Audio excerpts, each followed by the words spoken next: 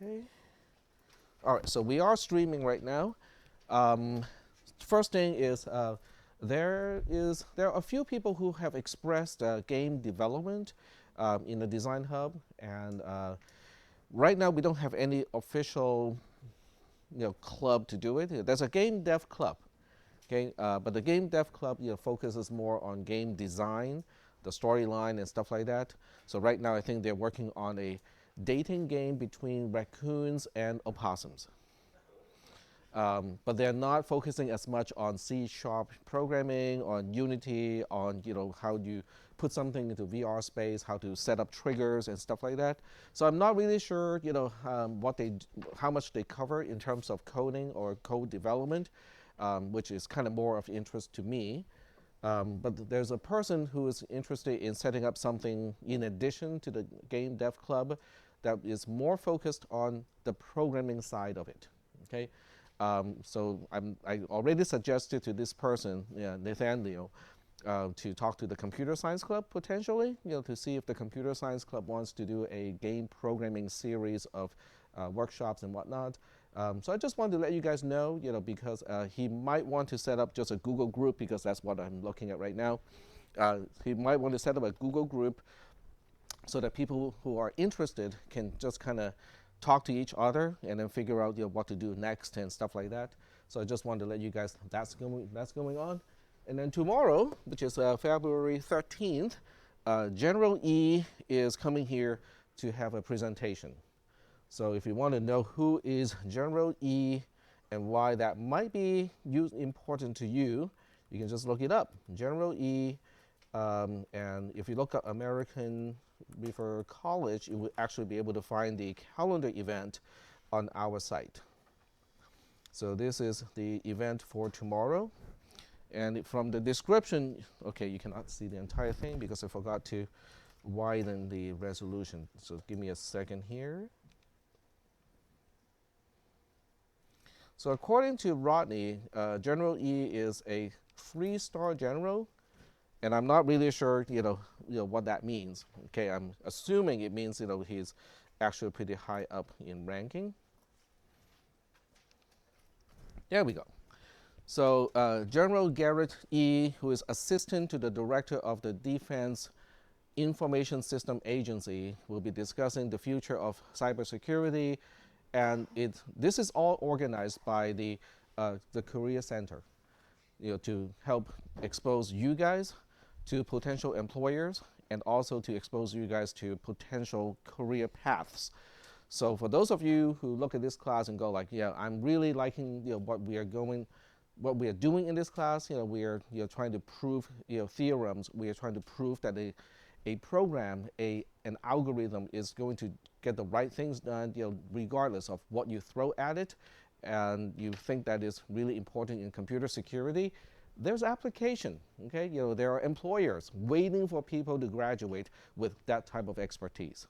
So if you want to, kind of know more, you can be over at the, okay, I'm just looking at the place. Okay, the place is the Student Center Boardroom, which is one of the smaller rooms compared to the other community rooms. I think it's the second one. The first one is the club room for student clubs, and then the second one is the boardroom. So it'll be the student club room, between the student club room and community room 1. Okay, so it's pretty small. We are not expecting like a whole lot of people to show up. So if you look up, what he does is, he helps lead a global organization of about 8,000 military and civilian personnel who plan, develop, deliver, and operate joint interoperable command and control capabilities. That's a really long sentence. And I'm not even halfway done yet, right? Because the sentence goes all the way to the end of the paragraph. That's your first test, is to see if you can parse the sentence. If you cannot, you fail the test, we are not going to hire you.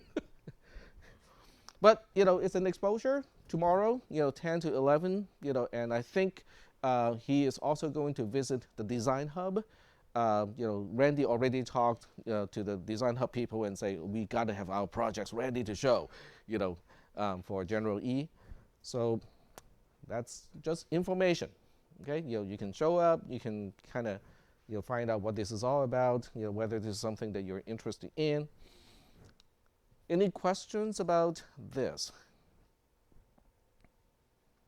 No questions? All right, cool.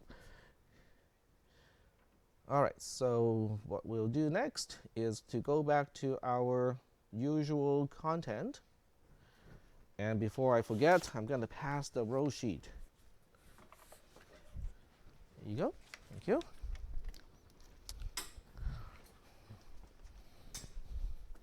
I meant to pass the row sheet for a few weeks already.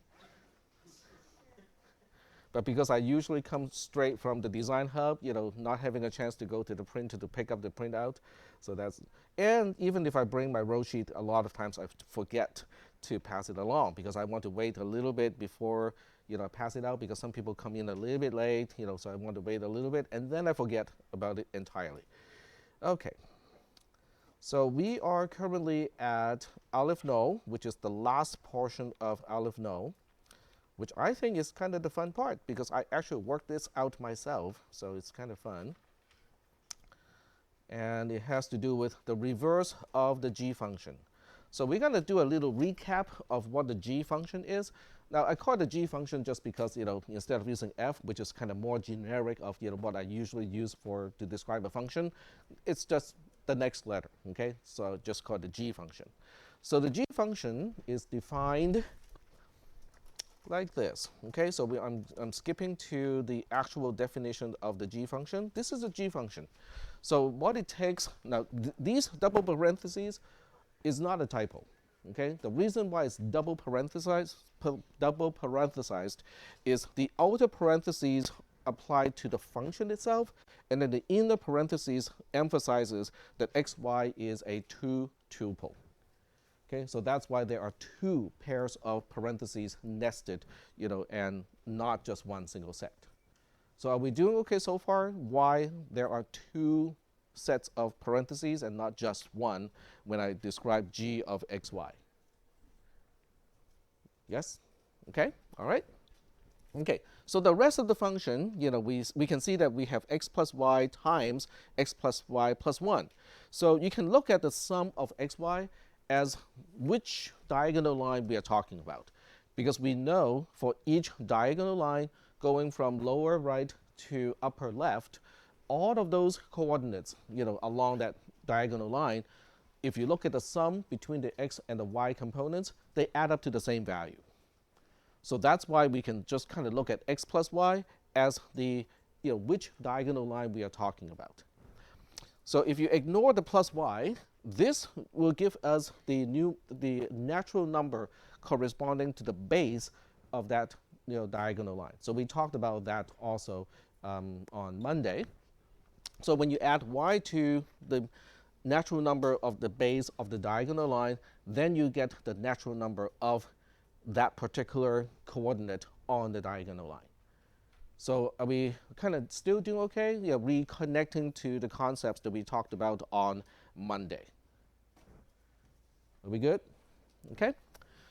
So what we'll do today is to say, well, we know this is bijective. Okay, just intuitively know we know this is bijective.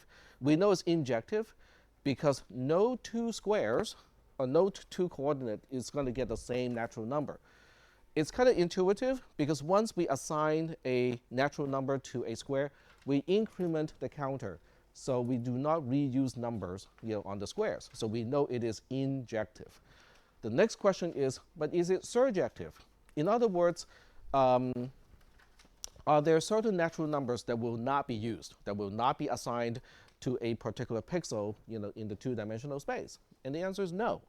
Okay, because we just sequentially assign the natural numbers, so we use up all the natural numbers.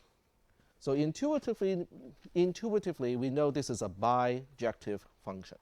The nice thing about a bijective function is it can go both ways. There's always an inverse function. If g is a bijective function, we know there's a g inverse that can take a natural number and then bring us back to the coordinate of which pixel has that natural number. Is that okay so far? Okay, so this is a quick recap of what we have already talked about. So what we'll do today, and at least for the first part of the class, is to talk about how do we derive the inverse function. So the inverse function is going to look like this, or the application of the inverse function is going to look like this, where we give it a natural number, let's say 1016, okay? And it will give us the coordinate of the pixel that has that natural number.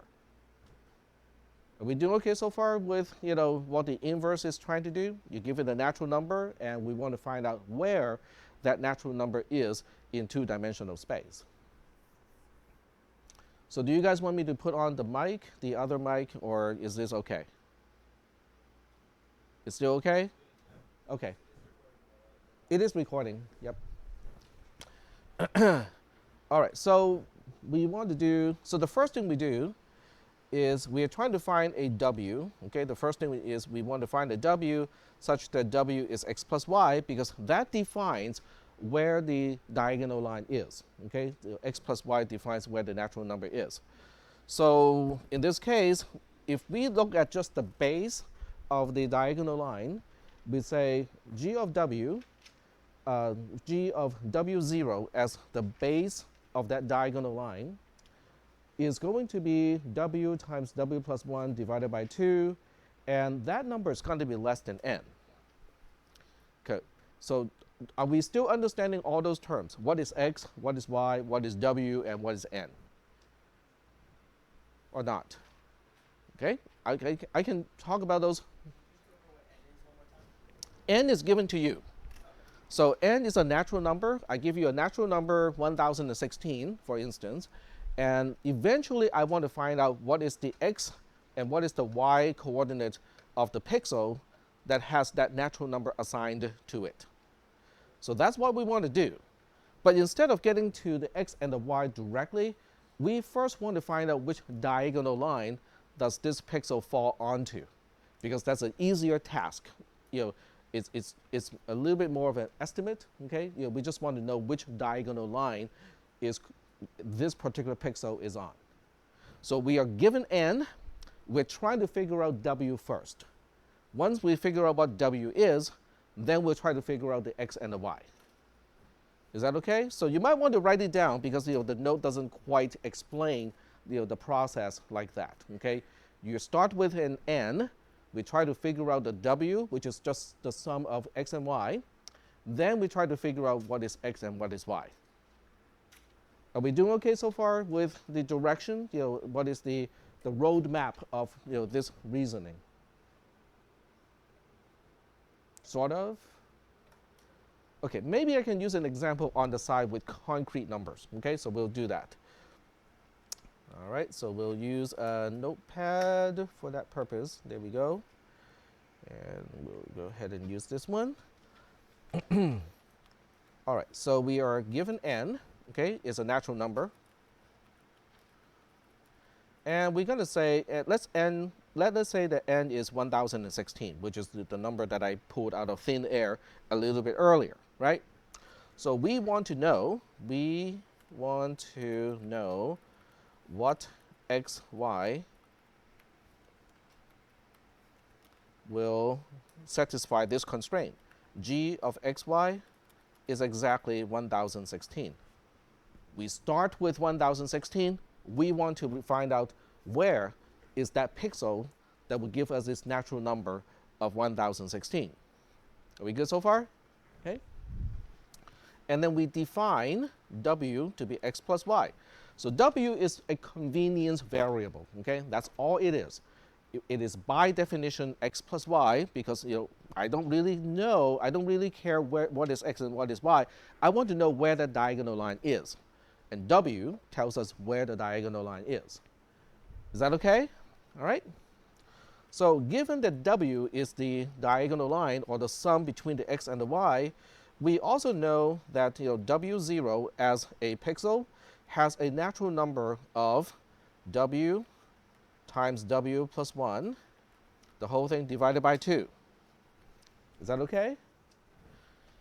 But at the base of a diagonal line, if you look at all the natural numbers of every single pixel along a diagonal line, the one at the base is the one that has the smallest value. Is that okay? So we know that this has to be less than or equal to 1016. Because 1016 is g of xy. So if I complete the entire equality and inequality, it changes like this. Yep. Is it not exactly equal? Exactly. You mean this part here? Yeah, isn't it No. exactly equal? Because w is x plus y, and it is at the base of the diagonal line. And the way I assign natural number is going like in this direction. So we know the natural number corresponding to the base of a diagonal line is going to be less than or equal to the g value of all the other pixels on that diagonal line. Is that okay? And this part is given, okay? We know the g value of the coordinate that we are interested in has a natural number of 1016. That is given to us. Yep. Also, maybe another way to ask is it y less than and not greater than? Y less than and not greater than? Yeah, it'll like it's less than or equal to as opposed to kind of equal to. Okay, so let me see if I can use a picture to illustrate it. And do I have a, nope, I don't have a Zerno right now. Okay, I'll just start a new one.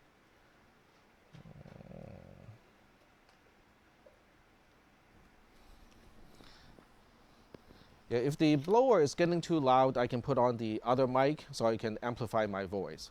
Just let me know when it's starting to bother you. Okay, there we go. All right, so this is the the boundary of the 2D space. Okay, because we have 0 here, so y cannot go below 0, and x cannot go below 0 either. So this is basically the starting point of the 2D space. We have a pixel of interest, okay, which has a value of 1016, and we're going to use xy to describe where it is. We don't know where x is and what y is, okay? We want to find out what is x and what is y, given that it has a natural number of 1016. So that's the problem that we're given with. So what I want to do is to say, well, it's on a diagonal line, okay? Every single pixel is on a diagonal line. So now we say, okay, so here's a diagonal line that this pixel it belongs to. We good so far? One thing we know about every single pixel along a particular diagonal line is the sum of the xy of each pixel would add up to be the same exact value. That's an observation that we already have used in the previous class. So that means at the base of this entire thing, okay, if we look at the base pixel of this diagonal line, we'll call this W0 because of the way we define W. W is defined to be just x plus y. But then somebody will say, but we don't know what is x and what is y. That's okay, okay? We just look at the sum of x and y and we call it W. Are we doing okay so far? Okay? So we know this 1016 is, okay, we know how we got here, right? Because 1016 is the g of xy. That's pretty much what 1016 really is in this case. Are we good? But if we know that that is g of xy, we also know that at this point here we have g of x plus y, which is just w, and 0. Because every pixel along the diagonal line has, if you add up the x and the y coordinates, they add up to the same value. So at the base of this particular diagonal line, the x coordinate has to be what we know as x plus y over here. And we just call it w. So are we still doing okay so far with this? But because of the way we assign natural numbers going up like this, so we know that the g value of w0 is going to be less than or equal to the g value of everything else along the same diagonal line. Does that make sense? Okay? That is why we have the inequality that I described over here. That's why we have a less than or equal to, because the base of the diagonal line always has a g value that is less than or equal to everything else or everything on that diagonal line, including itself, because we have a less than or equal to. So it is entirely possible that 1016 really just maps to a, the base of that particular diagonal line, which is fine. Okay, it's okay. So we still do okay with this inequality. Yes? Okay? So when we look at this inequality, then we are saying, okay, so the bottom line of this inequality is that, okay, w times w plus 1, the whole thing divided by 2, is less than or equal to 1016. Is that okay?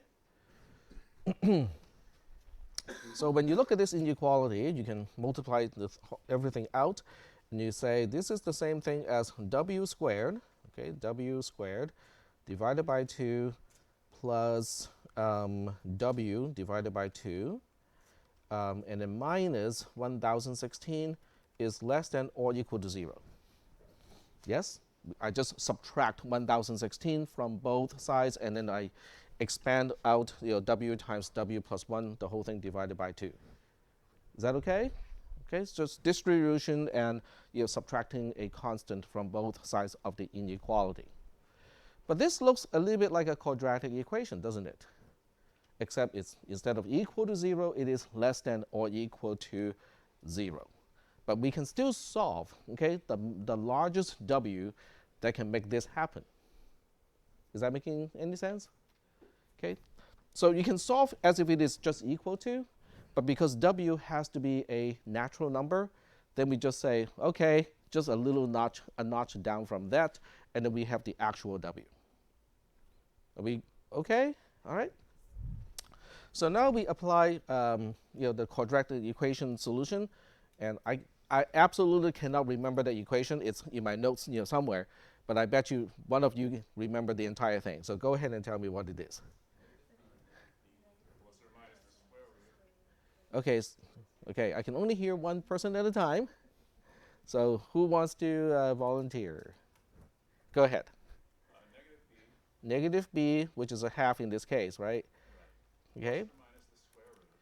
Plus or minus the square root of. So 4 times 1/2 b squared. Okay, so we have negative, okay, we have b squared, which is 0.5 squared, minus 4ac. So we have 4 times 1/2. And then c in this case is negative 1016. And then everything over 2a. Okay, so we take this entire thing and we say divided by 2a. And 2a in this case is 2 times 0.5, which, just 1, right? Okay. So if you plug this in, okay, we can go ahead and solve this.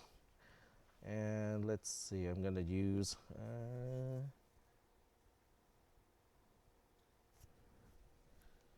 where's my office? Down here. Okay.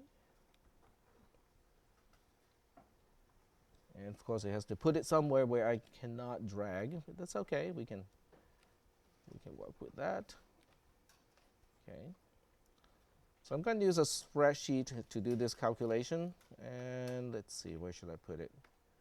Okay, we'll move things around a little bit so I can see the actual thing. All right, so we have minus 1/2, okay, equals to minus 1/2. So should I use the plus or the minus?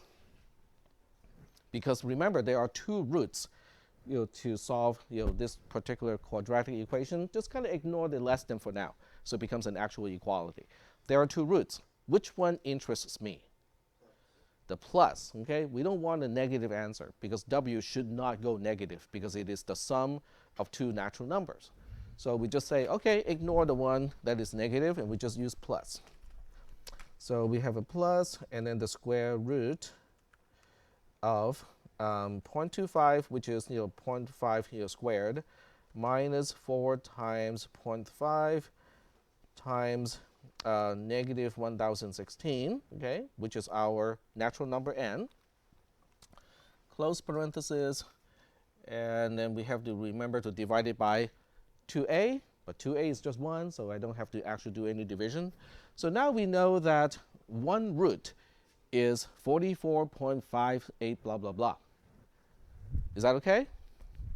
But we look at this number and go like, we know that x plus y cannot exactly equal to this, because x is a natural number, y is a natural number, right? When you add two natural numbers, you should get a sum that is another natural number. This is not a natural number, this is an irrational number. So we just look at this and go like, what is the closest one we can get? You can say, well, we can have 44 and we can have 45. Which one should I use? 44. Because of the inequality, because of the less than or equal to. If I use the bigger one, it's going to be greater than 0. If I use the smaller one, it's going to be less than 0. Okay, so we have to use the floor of 44.5 something. Okay. So now, going back to here, we know W is 44. Are we doing okay so far? In terms of why we know W is 44. Yeah. Okay. Cool. The inequality is based off of this. So we look at the inequality as if it is an equality to solve for the positive root first. Okay? So the positive root, if I plug in 44.5 blah blah blah, it will be an exact equality of 0. But because we know this is an inequality, and we also know that W has to be a natural number, so we take the floor of 44.5 blah blah blah blah, so now we just end up with 44. Is that okay? So the less than tells us that we have to take the floor. If it's a greater than, then we have to take the ceiling, because we want the next available natural number. Are we doing okay so far? Yes? Okay. Now this is great, okay, because now we know what is the g value of the pixel at the base of this particular diagonal line, right? Because now we know g of W0 is really just 44 times 45, the whole thing divided by 2, and that turns out to be, okay, let's do the calculation on this side. So we have 44 times 45, the whole thing divided by 2 is 990. Okay? Are we still okay? Are you guys still following the calculation? So now we know the actual natural number corresponding to the base of the diagonal line where the pixel that we are interested in is located. Okay? So now we have to look at this and we ask a fairly simple question. How many times do I have to count up from 990 to get to 1016? Because that's my y coordinate. Okay, the y coordinate of a pixel along a diagonal line tells us how many times we have to walk up the stair in order to get to the pixel that we are interested in. So we look at this and go like, I can even do this myself, right? I mean, I'm terrible at arithmetics, but I think I can do this. Okay, so the y of that pixel is the difference between these two. So I think it is, what, 26? Yes? Okay. So now that we know the pixel that we are interested in has to walk up 26 steps from the base of that diagonal line, how do we figure out the x? Exactly. Because W is 44, okay? That's by definition, okay? We define W to be x plus y, and we work out the math to know that W is exactly 44. So, and that is x plus y. And we know that y is exactly 26. So that means, okay, it implies that x is 44 minus 26, and that is 18. Yep. Okay. Yep. Can you explain why y equals 26 part again? Yes. So 1016 is the mystery number that we have to solve. Okay, we were given 1016 and say find out which pixel has a natural number of 1016 using the g function. Okay, 990 is the g value of the base of the diagonal line where the mystery pixel is. Okay, so we know that at the base of that diagonal line, the g value is 990 because we solved for w. Okay, so we know this guy at the base has a value of 990. We know the pixel that we want has a value of 1016 because that's given as part of the problem to solve. So now we just have to count how many times do we have to walk up to that pixel, because that's how we assign values, right? That's how we assign natural numbers to the pixels. Is that okay or not? I'm kind of missing that part a little bit. Okay, so let's look at a more graphical representation. So I have to go back to my journal here. Okay, so what we have solved at this point, okay, is we figure out that w is 44 because of the quadratic inequality. Are we good? So we know that at 44, 0, the g value of this, if I plug in 44 as x and 0 as y, we know the g value of this particular pixel is 990. Is that okay? So that means for this particular diagonal line, this pixel has a value of 990. So when we go to the next one, it's going to be 991, 992, 993. Yeah. Now we just have to count how many times do we have to move up to get to 1016. So that's how we got y equals to 26. But once we know y is 26 and the x plus y is 44, we just do a simple subtraction and then we get x is 18. Is that okay? Yeah. So the whole thing is solved. Or is it? Do you think this should be the end of our discussion, or do you think there's one little extra step we should go and go like, Tech, we don't trust you, and there's no reason you should trust me. Okay? Not that I'm intentionally trying to deceive you, but I do make mistakes. So what do? What is the next step? Check it, right? Plugging in. Okay? We want to plug in what if x is 18, y is 26. According to the way we define the g function, do we get 1016 exactly back? Because it's not a proof that this method works, but it's a confirmation that at least in this example, it works. Okay, so we'll do it in the spreadsheet. So in the spreadsheet, we'll plug in the equation.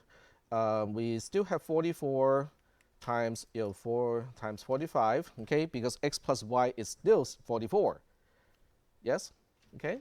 So we divide the whole thing by 2, but this time we have to remember to add y to it. Okay? And we figure out that y was what? 26? Okay? And it does, compute to 1016. Is that okay? So the other way you can try to convince yourself that this inverse function does work is to plug in the known values, because in the previous class we worked out quite a few pixels, I think 9 pixels or so, at the lower left corner of the entire space. So now we can plug in the natural numbers and see if we can get back the coordinate of those known pixels. Okay. And you can use a spreadsheet to do it, okay? So it's systematic and easy to figure out, how everything works out. So do we have any questions about the approach? Yes? How did you check it again? I didn't see what you typed into the box. Oh, okay. I can click on the box. So it all depends on how you want to do it, okay? If you want it to be like super general solution, then you can have one cell to tell you what the x is, another cell to tell you what the y is, okay? So in this case, I claim that x should be 18, and I claim that y should be 26, right? So now we can say, okay, if that is the case, what is the g value of xy? So I'm making this much more general compared to the earlier equation. So you just say, okay, according to the equation, it is x plus y times x plus y plus 1, the whole thing divided by 2, and then plus y alone, like that. So now I just entered the actual g function and you parameterize the whole thing. So now we can, you can plug in any x and y now. Is that okay? All right. So this is how the approach works. Okay. So the idea is you have to figure out what w is first, using the inequality as a constraint. Then from the w, you can figure out the g value of the base of the diagonal line. And then from that, you can work out what y is. Once you have w and y, you can go back and figure out what x is. Is that okay? Kind of? All right. So I have really just kind of explained the nodes, but using a concrete example in this case. So whenever you see 1016, that is our n. Okay, n in the nodes is really just our 1016, which is the given natural number. And then the rest of the process is really identical to what I described in the notes. Are there any questions about the process of how to derive the inverse function? So the inverse function, okay, the way I represent it in the notes is like this. Okay, so it's I mean, that should look familiar, right? I mean, that's all really the same stuff that we have already talked about. And this is the floor function of whatever the positive non-negative root is. And then we plug it in, we figure out what is, once we know what w is, then we can figure out what y is. Once we know what y is, then we can figure out what x is. So the rest of this is to parameterize w, because what w should be depends on n. So we just turn w into a function and say, given this n, this is the w. Given this n, this is the w, and so on. So it's just easier in terms of notation. And once we do that, then we plug in everything, and this is the final form of the inverse function. If I am given a natural number n, and I want to figure out what coordinate maps to that particular natural number, this is the coordinate. This part here describes what is the x coordinate. This part here describes what is the y coordinate. And w of n is defined like that. So are we okay with this discussion? Okay.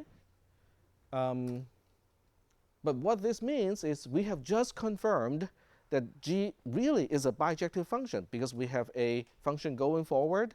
We have a function to go from a 2D space to a natural number line.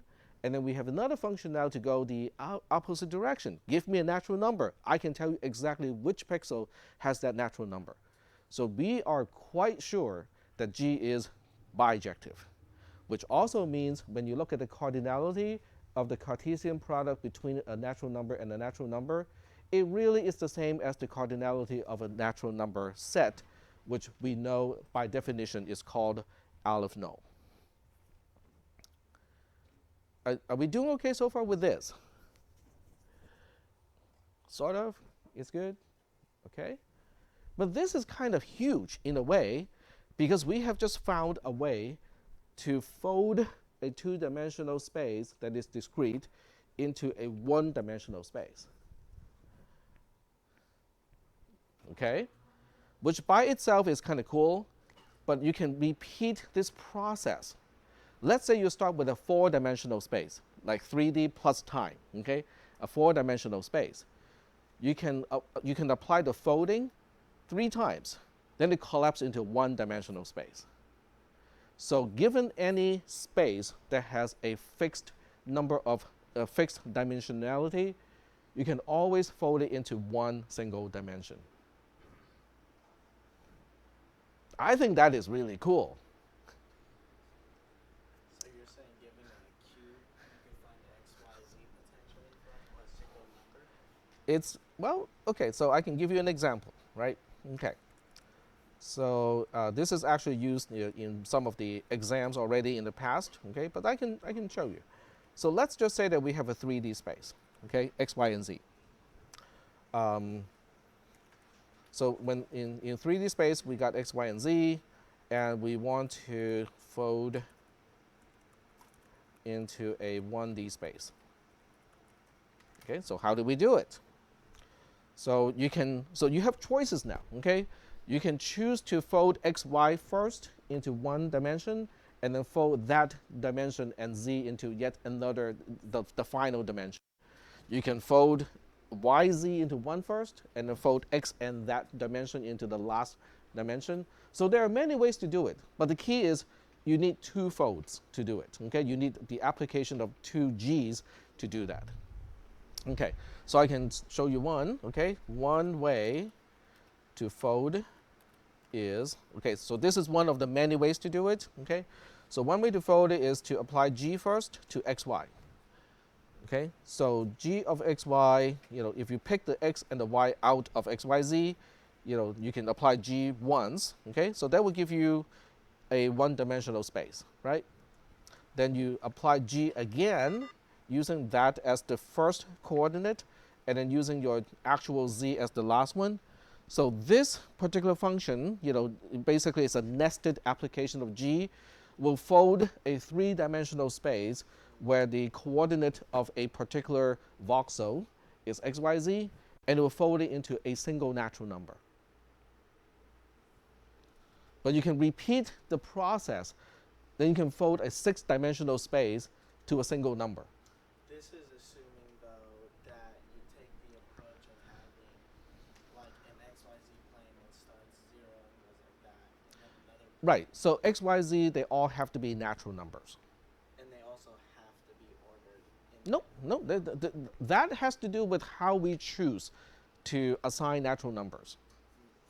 But the g function is already defined. The g function is g of xy is x plus y times x plus y plus 1, the whole thing divided by 2, plus y. That is what g of xy is. Oh, yeah. I'm saying that only works because we chose to do 0, 1, 2, and 3. Correct. The way we define g has to do with how we choose to assign natural numbers in a systematic way in a two-dimensional space. So for the 3, then, would you have to do it like that, where it's 0, 1? Okay, so for the three-dimensional thing, let me see if I can kind of graphically represent it. It's going to be a little bit difficult to see it.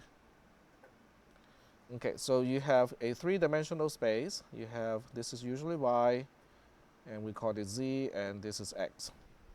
Okay, so this is the actual three-dimensional space where the intersection here is 0, 0, 0, the coordinate 0, 0, 0. So it expands in all three dimensions, indefinitely, but it's a discrete space, which means, we don't care about what about between 0 and 1. But there's nothing between 0 and 1, so it's either 1 or 0. Okay, so the first thing we do is we take x and y. Okay, we take x and y, and then we fold that into, I have to give it a different name. Let's call it v. Okay, so we will define v to be v of xy to be the g of xy. That's just how it's defined. Okay, so after that one fold, after that fold, your space is now just a z and v. Right? So if it's just between z and v, and the z-axis is the set of all natural numbers, the v-axis is also all the natural numbers, we just need to reapply g to fold that into the final one-dimensional space. So we have to fold twice, but eventually we do end up with a one-dimensional space. We just end up with natural numbers. So you can fold 6 times or 5 times to handle a 6-dimensional space. So since we were talking about the design hub and voxels and whatnot, you have XYZ, which is the location of a point. Then you have RGB, which is the color of that point. We can fold all of that into a single number.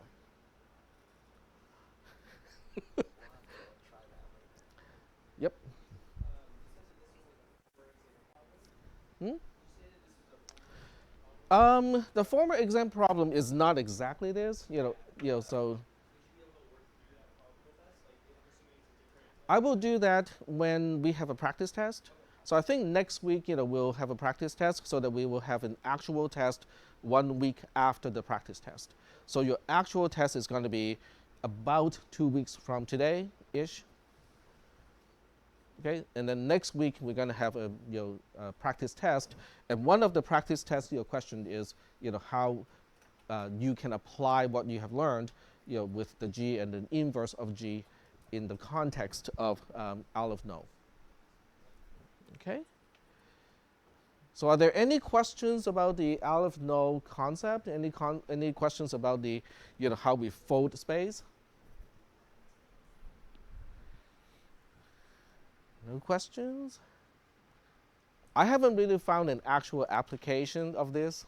Why you want to like fold, like two numbers into one single number, but you can also split a single number back into the two numbers that that were used to create a single number. So I haven't really quite made the actual application connection, but I just thought it is kind of fun to do. Can't you save data in a tighter format? Like if you're dealing with like really large amounts of data that's multidimensional? You cannot change the density of data, so basically it doesn't really change the amount of data that is stored. It's really equivalent. It is the same. It's just that instead of using two separate numbers, now you can use one single number to represent the same thing.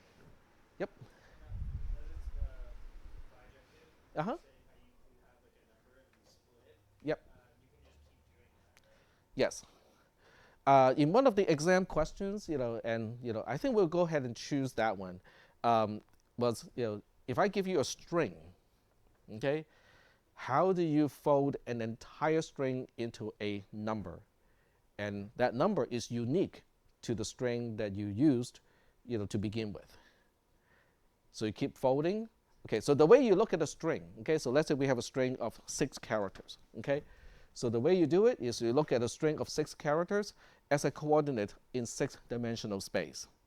So we just fold 5 times, then we end up with a single number that is representing the entire string. Is that okay? Well, what if you have an 8-character string? Well, consider it as a 8-dimensional space coordinate. Then you have to fold 7 times to get to a single number. Is that okay? Yep. Yes. So you're always folding 1 time less than the dimensionality of the space. So now when we talk about a string that has 6 characters, we're including the no terminator as one of the characters. That's how we can know when to stop. Is that okay? So using this method, I can give you a huge number, okay, and I say, okay, this is really representing a string. Can you unravel the string from this number using G inversed? Okay, so you have to basically recursively apply that until the natural number you're getting is 0. Because you can unfold 0 indefinitely, it always gives you back 0, 0. Question? If you can remember, for that question, would you give us like G or G inverse? I would give you the folding mechanism, and I would be asking you to write the unfolding mechanism. So it's not an actual value thing. At least the way it was formulated was not an actual thing. It was more of an algorithm thing. So I would give you the algorithm using G to fold, and ending up with a single value, and then I would be asking you to unfold it so that if I give you a single value and give you an array to fill it in with all the characters, how would you code it? Yep. So any other questions about this? Now this is just a kind of, yeah, go ahead. I was just gonna say, can't you ungrow the The string one? Yeah, we'll do the string one. Okay, so here is your ungraded assignment. Okay, so I'm pretty good at recycling stuff, just because of my natural lazy tendency. Okay, so here's a function. Okay, so we are not really concerned about the width of integers, so we'll assume we have, an integer type that can deal with this. Okay, So we'll just say unsigned, okay, because nothing can go negative, so unsigned is fine, okay. So we'll say fold, and we'll give it a string to begin with, right? So we'll say const char, this is our string. So this is going to be given to you. So you can write it down, or I can just copy and paste it into an announcement so that you can have a copy of that. So this way you don't have to kind of busy writing down everything, but you might want to write down the concept behind this, okay? All right, so the way we do this is we have a final value that is the result, okay? So we say unsigned result is starting with 0, okay? And then we have a loop, okay? We say, I want this to be a do while loop, okay? So we say do. Yeah, so you don't want to copy the code the way I write it, because I do it in a nested way. So if you try to copy the notes the way I write it, it's difficult. So you might want to just kind of let me finish the whole thing first, okay? While str is non-null. Okay, there we go. I think that's what we want to do. Okay. And we can do a post increment here. So we check it first and then the increment later. Yep, that worked. This is also what I do when I'm programmed. I talk to myself a lot. Okay, so for each iteration, we basically just want to fold one more time with whatever result is. So we say result is the g function. And this time, because g is an actual C function, I'm not going to use double parentheses, where it has the first parameter corresponds to x, and then the second parameter corresponds to y. Okay? So we say result is the g of result and whatever string is pointing to. And then we have the terminating condition that says if string is pointing to a null character, then we should stop, because we have just seen the null terminator for the entire thing. And then we return result. Okay. So this is the folding function, and your job is to unfold it. Okay. If I give you the result of a fold, an application of fold, I want you to give me the string back. So that's your kind of your homework assignment, for I guess for a few days. Then on Monday, I will tell you what the solution is. On Monday. Oh, so Monday's a holiday, not Friday. Both. Oh, okay. You can see how much I really care about holidays and days off, right? Okay, so on next Wednesday, we'll go over this. So you got extra time to work on this. And for the most part, you can even make it work as long as your string is short enough. You can do it. Okay. So let me also give you what g is supposed to be. So g is also an unsigned function where you have unsigned x and unsigned y. And that's really just what we have seen. Okay. It's just going to return x plus y times x plus y plus 1, the whole thing divided by 2, plus y.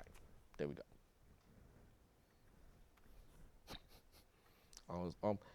JavaScript would not have cared, but since some of you may be using C or C++, that's kind of important. So you're given these, okay, and you have to write your own G inverse, where you have a natural number. Given a natural number, you have to kind of flip it back.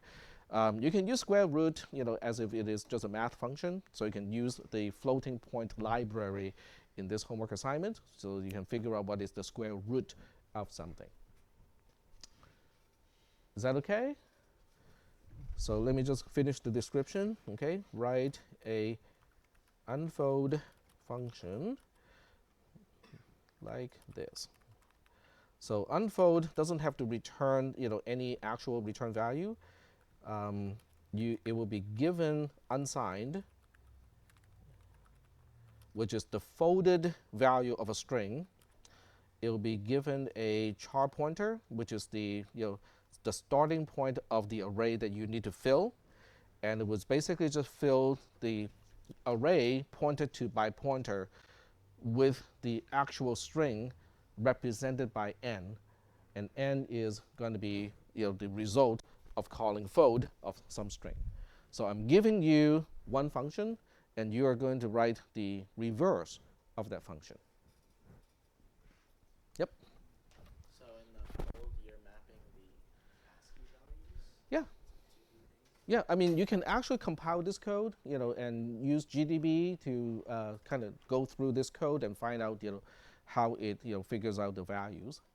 An empty string, is going to have a folded value of 0 because you're folding 0 with 0, and that will always give you a natural number of 0. Okay, so when you unfold, that's your terminating condition. That's when you stop.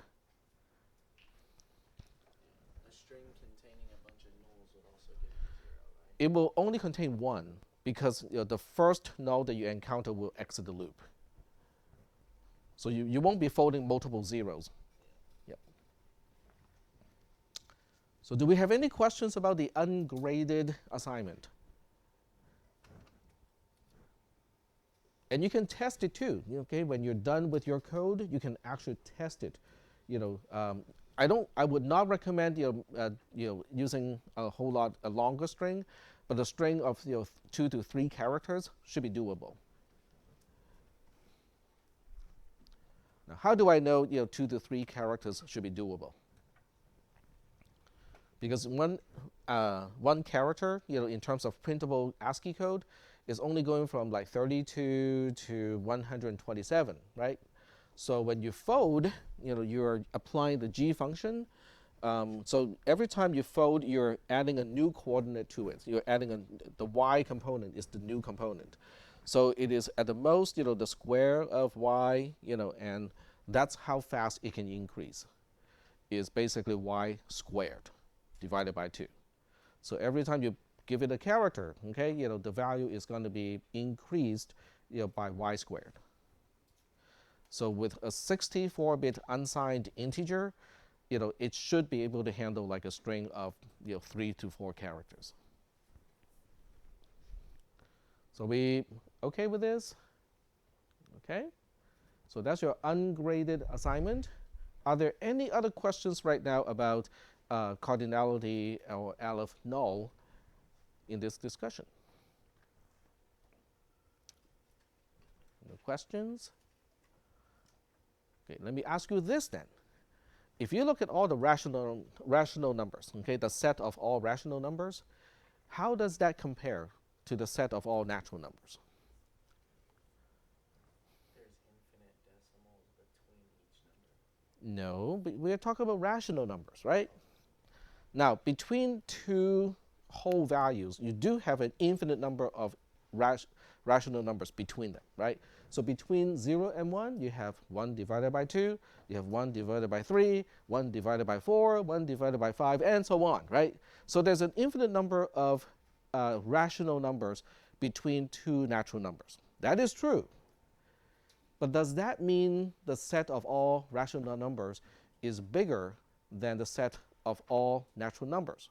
Does it mean that we cannot have a one-to-one mapping, a bijective function between the set of natural numbers and the set of rational numbers? What do you think? Yes? Like, I don't know if we can say that the set of all rational numbers is bigger, but I Uh-huh. know that they're not equal because we can't map every natural number to every rational number. It's more like the other way. I have a way to map all rational numbers to natural numbers, but the other way around is a little bit more difficult, and it has to do with what we have just talked about. Yes, go ahead. Yeah. Isn't the rational number set uncountable infinity, whereas the natural numbers are countable infinity? Well, that's the funny part. It is actually countable. So let's check this out. Okay. So we'll look at the set of all rational numbers. Okay. So before I go any further, I am going to copy and paste this as an announcement. So this way, you have a starting point for your ungraded assignment. Now, if you want to take it only to the level of, okay, I just want to code it, I don't want to run it, I just want to see if this works or not, that's fine. You're not gonna turn it in, it's not gonna be scored. But if you want to go the entire way, actually finish the program and be able to check that your program works, You can go that far as well. Okay, so let me go back to the browser and go to announcement.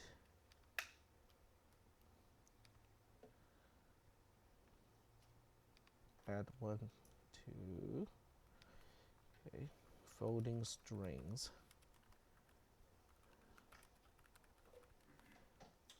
And paste that. Essentially, the final answer gives you back the string, right? Yes. Yep. That's the idea. So when I copy and paste, the indentation is lost. I'm pretty sure you guys know how to fix all that stuff. Let's hope. So that's your ungraded assignment. And now we can go back here and talk about rational numbers. Okay. So what makes a number a rational number? How do you describe a rational number? It can be expressed as a. Okay, go ahead. Yeah, a ratio to whole numbers. Whole numbers, yes. Well, the numerator can be a natural number, but the denominator has to be a non-negative counting number, because you don't want to deal with division by 0, right? Okay. So a rational number is going to look like this. It's going to be some kind of numerator divided by some kind of denominator, right? So n has to be in the natural number set, okay? N is in natural number. And then d as the denominator cannot be 0, right? So it can only be going into the counting numbers, okay? So I'm going to use c in this case for counting numbers, okay? Does that make sense so far? Yes? So if you look at it this way, then we can double count rational numbers, because now we are saying 2 over 2 is one rational number. 3 over 3 is a different rational number. Is that okay? But since we're looking at the representation as a numerator divided by a denominator, it's okay to have duplicates. Okay? Now, whether they actually map to the same value or not, I don't care. I just look at the representation. 2 over 2 is a different representation compared to 3 over 3. Now, they do compute to the same value, but that is not my concern. So are we doing okay so far with that? Yes? Okay. So when you look at this, and so what is my domain? Okay, if I look at a set representing all the natural numbers, what do you think it's going to look like? It's the Cartesian product between natural numbers and counting numbers. Okay? Are we doing okay so far with this? Is there a way for me to map counting numbers to natural numbers? Is there a bijective function? Okay, so let's look at this first. Okay, bijective function f. Okay, so that we can go from counting numbers and we can map it to natural numbers. Can we do that? Natural numbers start with 0, right? 0, 1, 2, 3, 4, 5, that's natural numbers. Counting numbers start with 1, 1, 2, 3, 4, 5, 6, 7, 8, and so on. So what is a bijective function so that we can map counting numbers to natural numbers? Given some counting number n, just n minus 1. Yep. That's it. Okay? Pretty easy, right? Well, first of all, let's double check. Does it work? Let's try n being 1, which is the first counting number. It maps it to 1 minus 1, which is 0, and which is the first natural number. Seems to work okay, right? Does it have an inverse? Yep, just n plus 1, right? N inverse of n is n plus 1. Okay, that would just undo it. Pretty easy, right? Okay, so now that we have this little helper function, then we look at the set of rational numbers. Rational numbers. Okay, so the way we look at the set of all natural numbers is it really is just the Cartesian product between n and c. N are the natural numbers, and c would be the counting numbers. Are we good so far? Yes? Okay.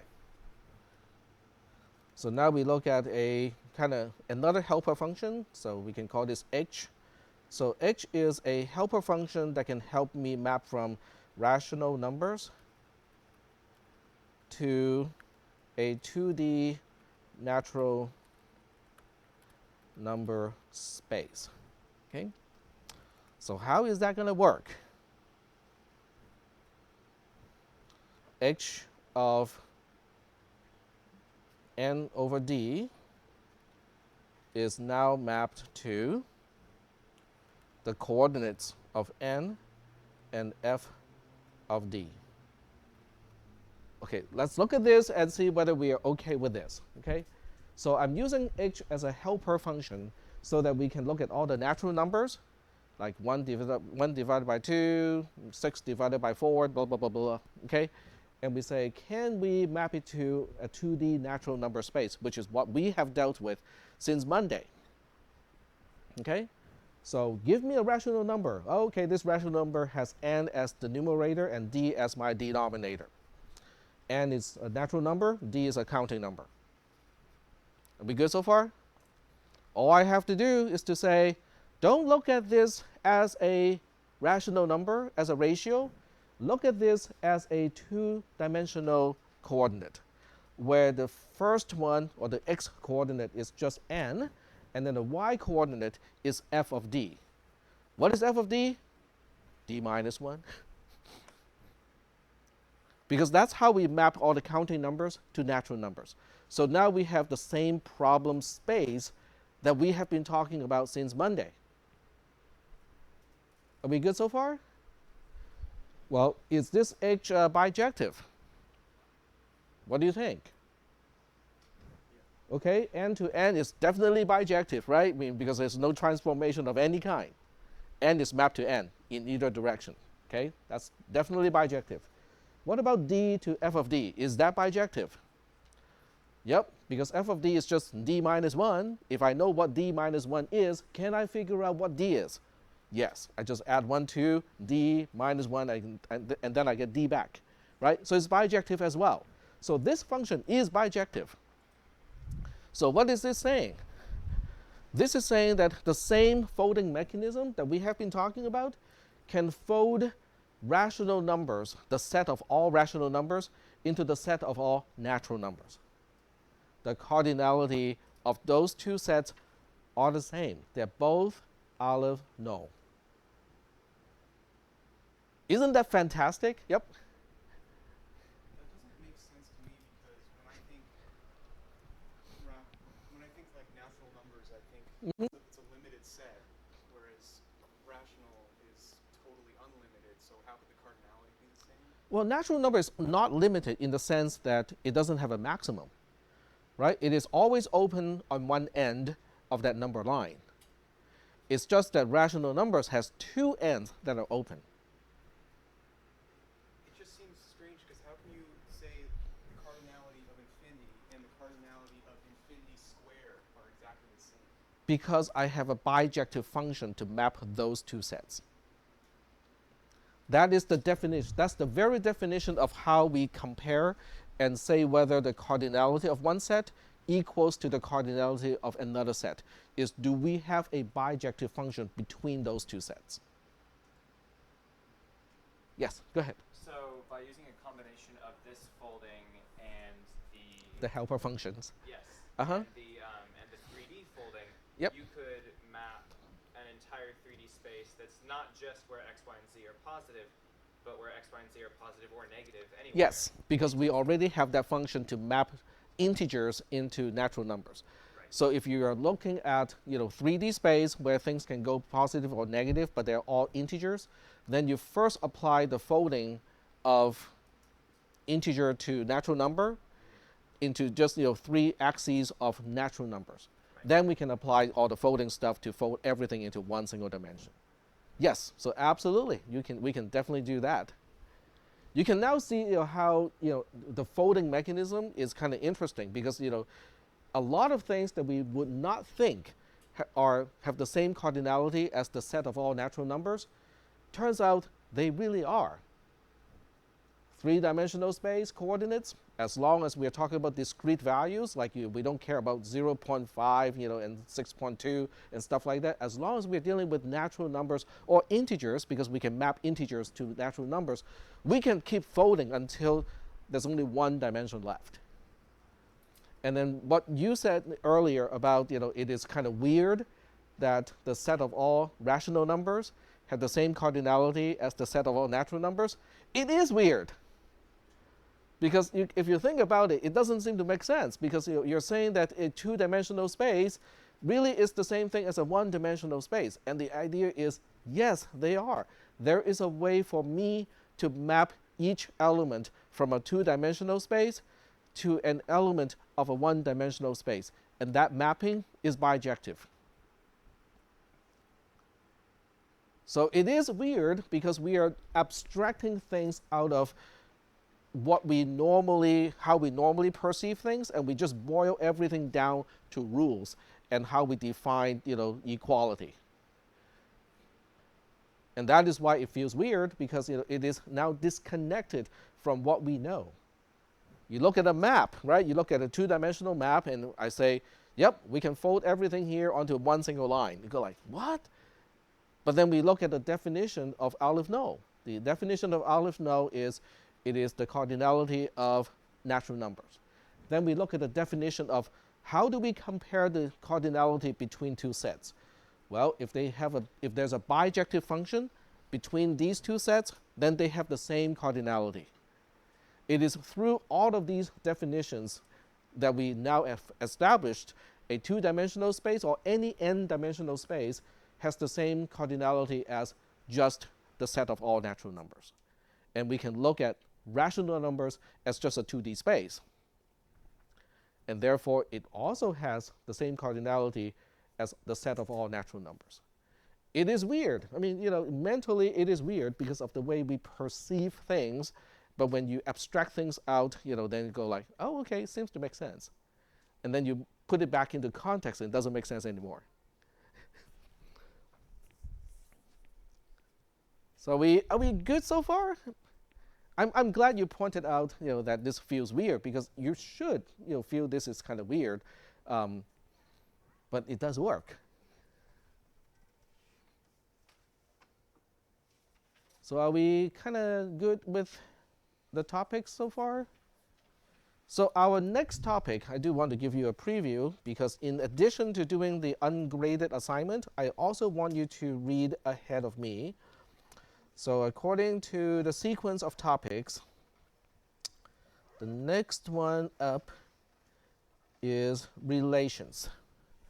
So relations, okay, when you think of relations, just think about comparison operators, okay? Less than or equal to, greater than or equal to. Those are relations. If I give you two integers, can you tell me whether those two integers relate in a certain way? What do you mean by relate in a certain way? Is this integer less than the other integer? That's what we call relations, okay? Is this thing less than the other one? Is this one greater than the other one?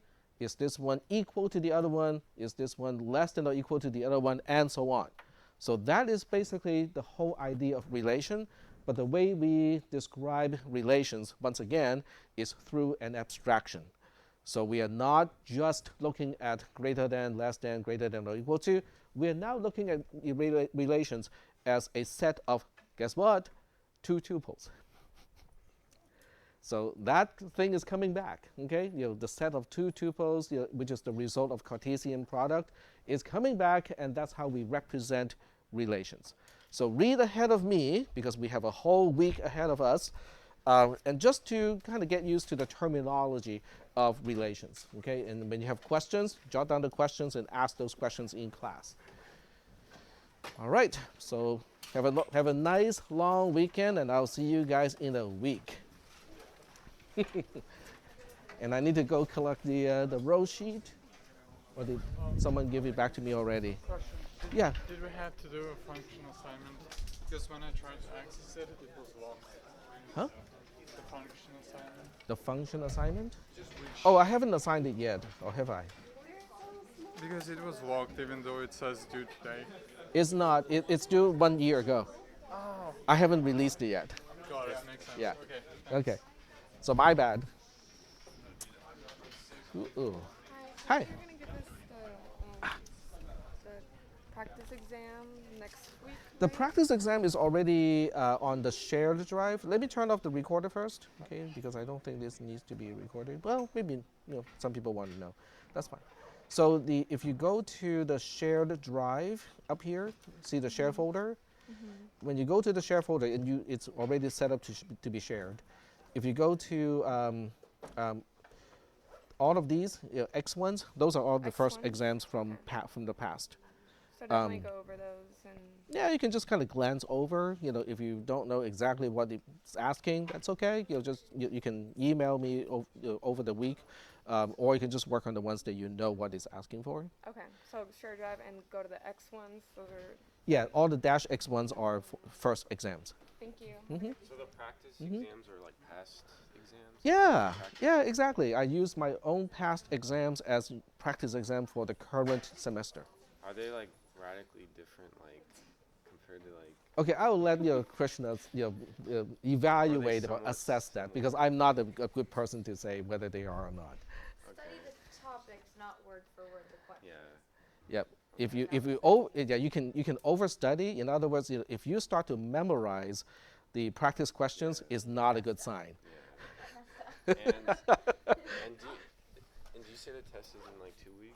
Like, Yeah. So next Wednesday we will go through the practice test, and then 1 week after that will be the actual test. and is there like a schedule? I'm not sure. I couldn't find it. Like a schedule of like when the No. exams are. No, because I just kind of do it by floating. It's not about so- a third, about 2/3. So So it's not like scheduled out. Like No, it's not. schedule.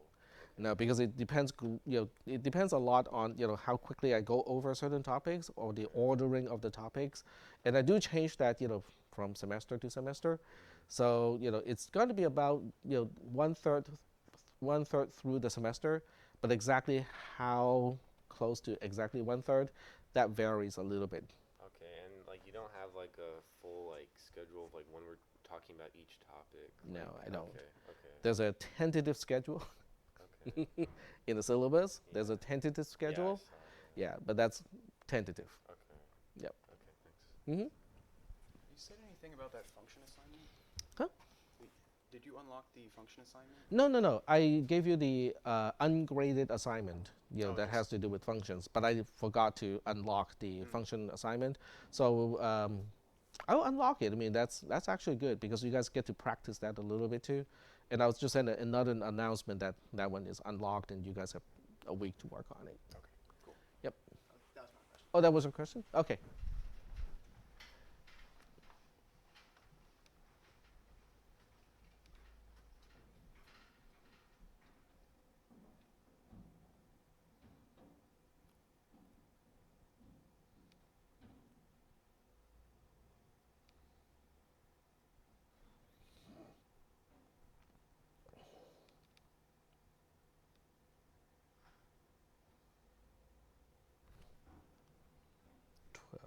+7.